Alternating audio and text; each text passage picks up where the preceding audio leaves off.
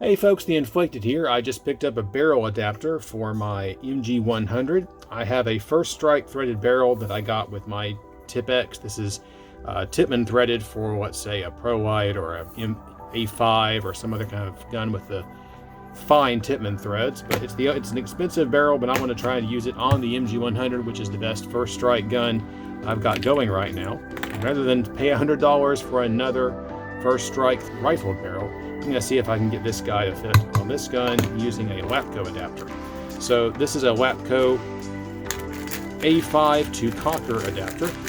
With LAPCO's nomenclature, the type of barrel comes first and then the gun you're going to put it on. So A5-Cocker means this is going to take an A5 threaded barrel and put it on an autococker threaded gun like the Eclipse MG-100. One thing about that is that with the Eclipse MG-100, obviously the barrel goes inside the shroud, and if it's not long enough, it's hard to get it out again. It's going to have an adapter on it. That's why you can't use really short one-piece barrels on it either. So what I'm going to do is put a small bit of blue Loctite on the threads of the Tippmann barrel, which hopefully is going to keep it locked into that adapter. I don't ever plan on using this on another gun. It's not in the immediate future. And that will stop this barrel adapter from getting stranded inside the gun, which would require complete disassembly to get it out again. So hopefully that will keep that set up real nice. And I'll do the same thing to the muzzle brake threads. Excuse me, Stetson. To keep that from being red either. So hopefully I'll keep that stuck on there nice and tight so I can get on and off the gun as I need it. Okay, so now the LAPCO A5-Cocker adapter is now threaded on to the LAPCO First Strike rifled barrel that was originally for an A5 or a Tip-X. And it is, of course, rifled for those shaped projectiles. But you can see the rifling doesn't start until at least about almost a good inch and a half into this completed barrel. So hopefully that's not going to make a big difference in terms of how the gun fires. Hopefully that's not going to cause the First Strike rounds to do anything bad when the rifling engages. I guess we'll test it and find out and see if that's going to work. What's up, buddy? Okay, so we've got the Loctite is nice and set up. Hopefully everyone can see that. Yep, the barrel will now unthread out of the gun without the adapter getting stuck inside of it, which is good.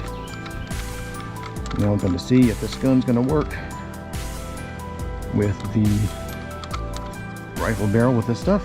So gas is on and it's cycling, which is good. Got First Strikes, so we'll see if this shoots. The gun is currently chronographed for paintballs, so it may be shooting very hot. So if it survives this, it should survive everything. Shooting at this sheet over here to hopefully save some of the First Strikes. We'll find out. Yeah, it seems to be saving him. So far, looks like the rifling is indeed doing its job.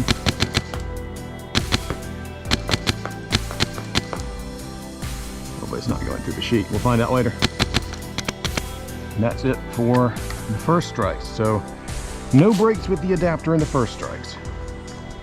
So far so good. We'll try it with normal paintballs now and see if that causes any breaks. Hopefully not. So far so good.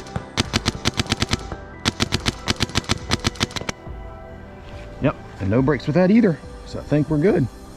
So that's the LAPCO rifled barrel with adapter. So a number of these First Strikes did go right through the sheet. So they were shooting hot, so I'm not surprised, but that's my attempts to save these guys. May have been for naught, at least in the case of some of them. Oh well. There's one.